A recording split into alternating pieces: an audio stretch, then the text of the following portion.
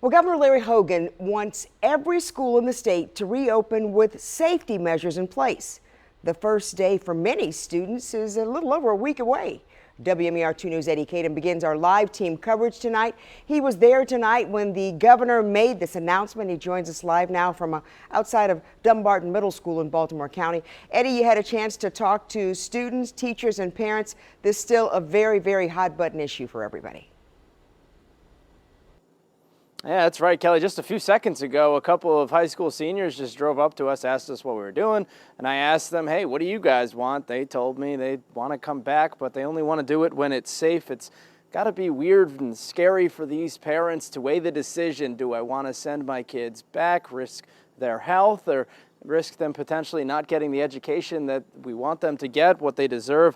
The governor's announcement tonight is more of a push than a demand. He says he doesn't really have the power to make any individual school district do exactly what he says. The state teachers union called it, quote, a political theater that undermines the efforts of the students, teachers, and the administrators who have been putting a plan in place all of these months.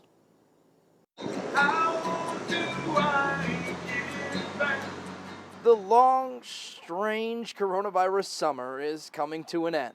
Parents in Baltimore County seem split on how their kids should go back to school. We hated online last year. I don't want my son to have to do online this year, but it isn't safe to just go back to school and be in person. And he feels that too. Kids learn better in an environment where other kids are. And I would like it to open with the restrictions, but that's what I would prefer. Thursday, Governor Larry Hogan advised every school district to reopen. The hard work lies in developing the safe reopening plans, hybrid systems, and collaborative solutions to find ways to bring more kids back in for at least some in-person instruction. He pointed to a 5% positivity line over 7 days. If you're under 5, fully open. Over 5, create a hybrid system. He also addressed the need for in-person learning for at-risk and special needs children.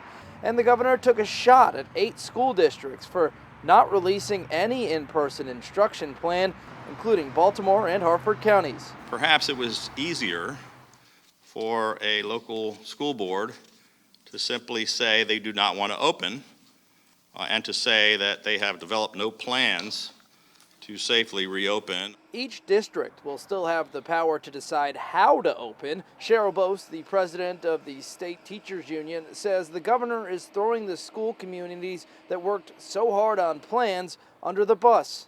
What I didn't hear from the governor and superintendent today was the money that they're going to help with providing devices, connectivity, the money that they're going to help with ventilation systems, PPE, all those other things. So we're very disappointed that this wasn't done earlier or had conversations earlier.